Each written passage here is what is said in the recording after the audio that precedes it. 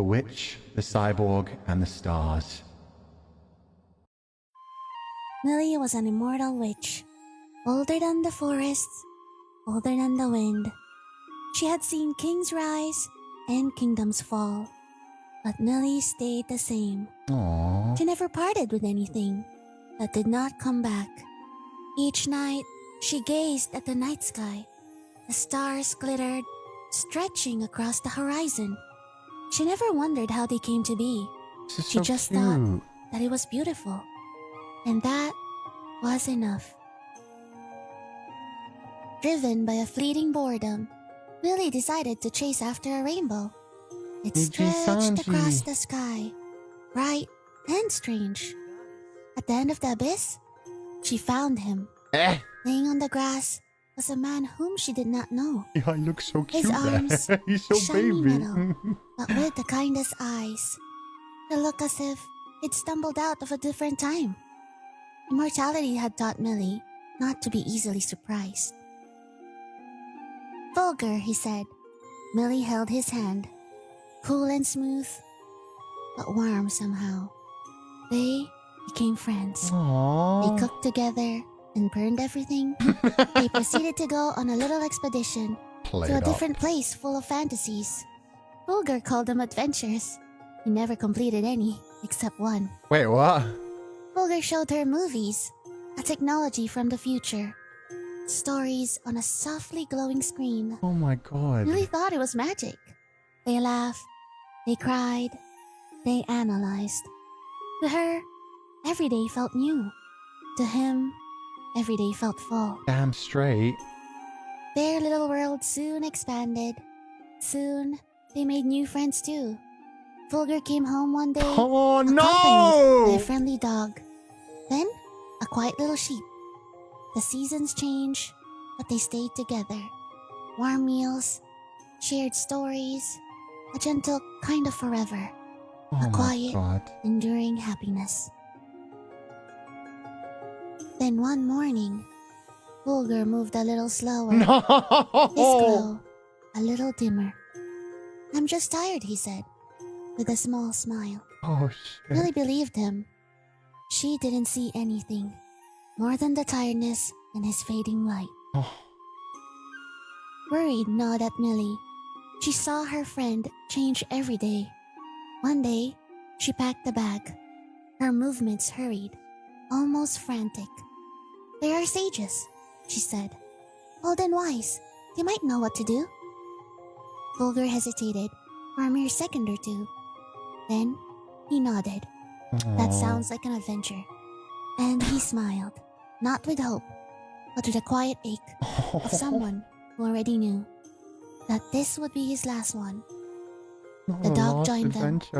The sheep did too. The road ahead was long, but they're not alone. They stood at the edge of a cliff. The Wait! sun dipped into the sea. A solar dragon flew overhead, its Finana? wings trailing light. A mermaid appeared as well, You pulled people her into hair this? shimmering like starlight. Vulgar found us when we were Beautiful. lost. The dragon stated. Sometimes, being there is all it takes to help someone find their way. They watched as the tides came in. Both offered a silent offering. A thank you carried by the wind. The sky was clear. The road was leading them onwards. In a still cold winter, a garden held an unexpected sight. You fuckers, you A penguin fucking with suck! a beautiful red rose. The penguin took care to shield the bloom from the biting wind. Vulgar told me this rose is meant to bloom, even in the frost. He said, even if you're afraid, you still have the right to progress. The penguin said, and I did. She carefully placed the rose between both wings of her hands. The wind blew through the trees. The petals remained. They stepped out of the garden. The quiet enveloped them. It felt sweeter. They entered a meadow. Flowers were in full bloom. A songbird sat on a branch, singing melodiously. A happy ghost danced close. bobbing her head to the beat. "We're friends now," said the ghost. Fulgur said that music is best when it is shared. Once upon a time, I was a lonely bird, singing to the skies. Now we make songs together. The ghost spun in the air. In the peaceful woods, the songbird gave just one note, a beautiful tone that reaches the whole forest. They listened and continued their journey. In the meadow, they spend the night at a campfire How the side fuck in did front you of the find stars. this? 3 travelers sat close: a demon, a sorcerer, and a mafia. The flames danced, casting shadows on their faces. The demon stared into the fire. A thoughtful look crossed his face. He shifted slightly. You know, He began, his voice low. I used to think the world was just one thing. He paused, poking at the embers with a stick. Cruel, unforgiving. He looked up, meeting the other's eyes. Fulgur, he said something different. He said the world could be kind again. He paused again, with hope on his gaze. It could be changed. He truly believed that.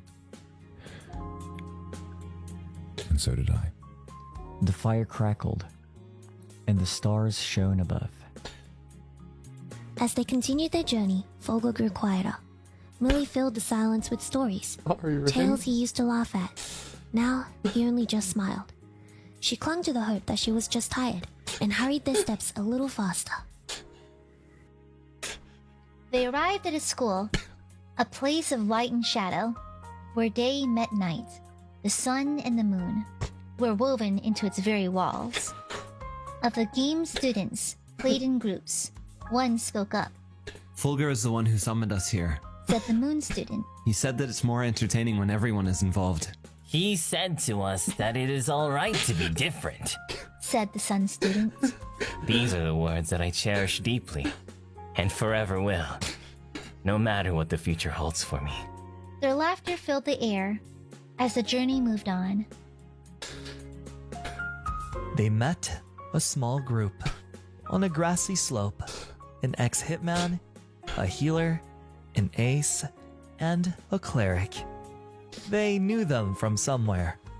The ace smiled. Fulgur said we all grow at our own pace. There's no right or wrong way of life, and it's okay to take our time, to learn and try again. We're not racing anyone else, and that's okay. More than okay. They listened to the ace and took those words to heart. Then they parted ways, with a lesson learned. Next, they arrived at a large mansion.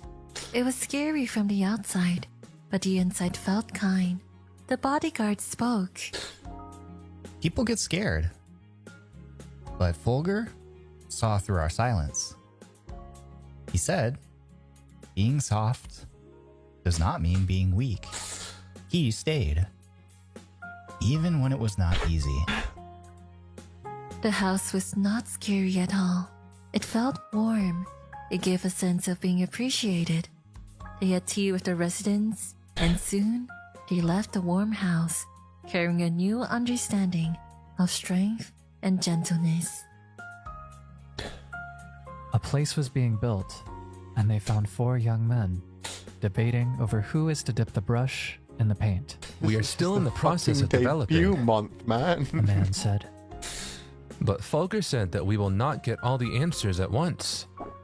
He believed in small steps. He said that community begins with listening. Their space was new, but yet full of passion, where new steps towards learning yourself were protected. That night, they decided to make a halt under the stars. The dog curled beside Millie. The sheep curled near Fulgur.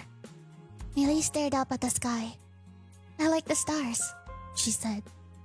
"You're always there, even when I forget to look." Fulgur looked up, then pointed to the moon. "I like the moon more. It's reflective. It has no light of its own. Fucking It no! smiled. It borrows light, and it shines I back. already said that like 3 weeks Lily didn't ago. say anything, but in her heart, she thought, during this adventure, everyone sees him as a guiding star. She just sat closer and watched the stars with him that night. The next morning, they head towards the sages of the future.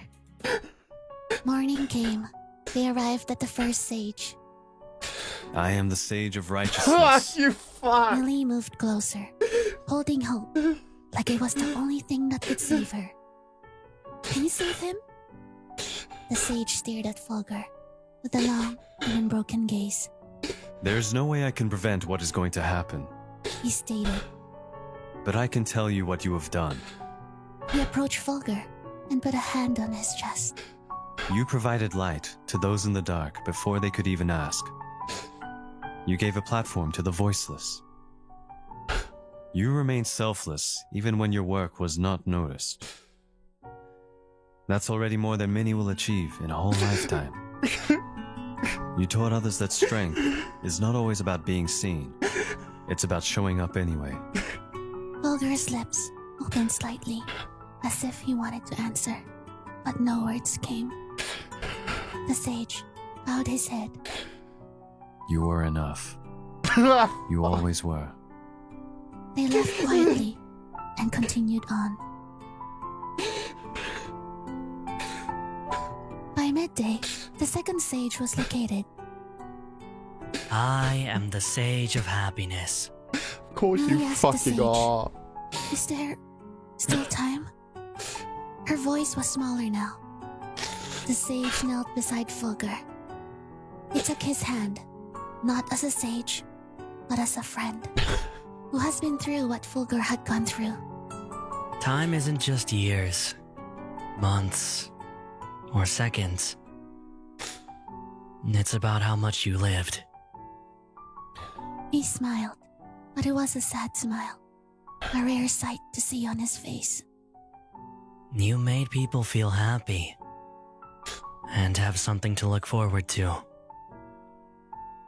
Even when you were tired, even when you were breaking, you told them that laughter still belongs to the weary, and grace, even short-lived, is something sacred. He turned to Millie. He felt joy. He gave joy. And that means he lived. Oh, the past tense. Oh, Their footsteps were slower now. he's fucking as they drew recovering. towards Why the is last he light of day. doing- The night has set in, and the third sage was found. I am the sage of love. Millie tried to speak, but her breath hitched. She didn't need to ask. The sage stared at Fulgur for a long time. His gaze held with affection. It held the quiet ache. Many have I seen pass through, He replied. but you, He stopped suddenly, took a deep breath. you changed something in me. He moved closer and placed his hand on Fulgur's chest. It is about the love you freely offered and never demanded in return. You pointed out that gentleness is a form of power. His voice trembled. I have been speaking of love for centuries. But with you, I finally understood it. The sage smiled, tender and breaking. I fell in love with the way you saw people. This is the kindness he gave, even when he was running out of time. If I can make a wish to the stars, it wouldn't be to stop this. It would be to go back and walk beside you longer. He knelt before Fulgur. Love isn't just what clings.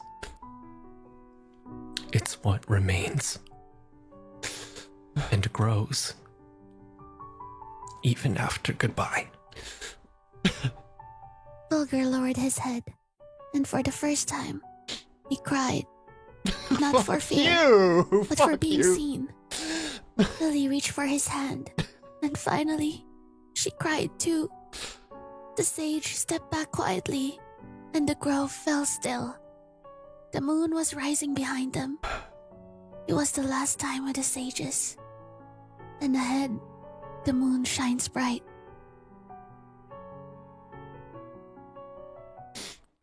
The wind picked up. The road ended. Bulgur sat down slowly. He looked tired, but at peace. Lily watched him, uncertain. I'm sorry. I thought this journey would find a cure, but it only ended up draining you even more. Oh, that was a good Bulgur journey. smiled kindly. A sad smile. Lily, this journey was everything to me. Each day, each moment was real and beautiful. He cleared his throat. His voice shook. I felt so much. Laughing at burnt dinners, friends who became family, meeting everyone we've encountered. His light was dim, but his eyes shone. The small joys made me happy. I needed them. I didn't know how much until they were here. Lily squeezed his hand, listening to his final words. Bulgur spoke softly, his voice trembling. Even the hard days were special, because I was here, part of it. He breathed slowly. If I could choose again, I'd choose every second. Wouldn't change a fucking thing. All the laughs, even goodbye. His words trailed off. He felt warm. He took a slow breath and didn't breathe again.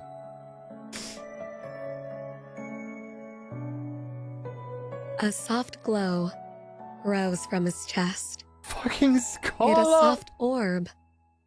It lifted gently, rising higher and higher, up past the trees, beyond the clouds, until the sky held its breath. Then, a star of light shone in midst of dark clouds. Not just a star, but a memory made visible. Bright, steady, and unmistakably him. He had once fallen from the sky, a person from the abyss, and now he had to return to it as something that would never fade away. He wasn't just remembered, he was part of the sky now, the brightest star, a guide, a light. On the grassy hill, Millie sat silently. The dog rested against her side. The sheep pressed quietly close. She didn't speak. She didn't need to. She just stared at the sky to address the star and felt its gentle warmth. He was gone, but his story wasn't. It existed a memory in every soul that he encountered. Every quiet kindness shared. Every moment he left behind. And above them, bright and steady, the stars shimmered again. A quiet reminder that he had never truly left. And a story that everyone will remember. The end.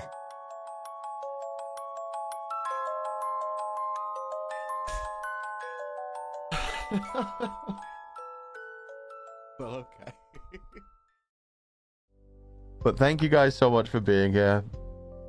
Thank you so much to all of NIJISANJI EN. Because they really did save my life at one of the darkest times I've ever had. Sweet dreams, everybody. Bye-bye.